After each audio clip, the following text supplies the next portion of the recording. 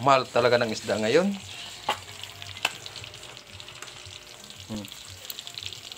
5 piraso, 100, 20 pesos sa. Ayan. Pirito natin.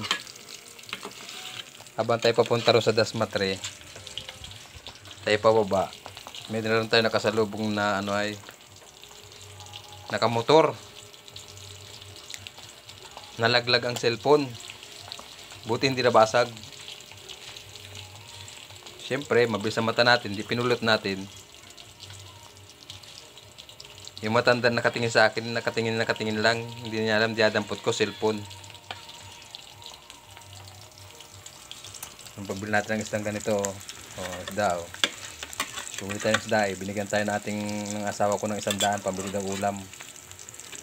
Yan, isda.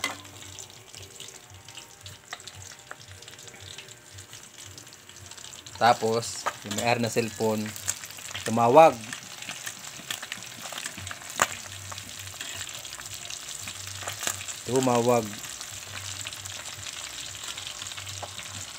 Siyempre, hindi mas sa atin yun.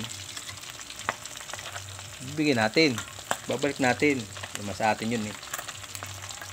Shout out sa'yo. Ikaw pala'y, Oh shit! kagrupo ng LGBT. Tumboy ba? Tumboy. Dumikit ito. Tumboy ang nahulugan ng cellphone. Tumawag kanina, akala ko babae. Babae nga, tumboy naman.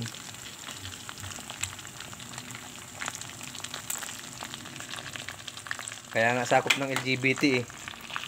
Ayan. Kitang-kita ko yung cellphone eh. Pa-slide ang bagsak. Okay, cellphone. Kaya yun. Kaya nung tumawag, siyempre, kanya yun. Balik natin ang hindi atin. Ito, nang dahil sa isda, nakapulo tayo ng cellphone.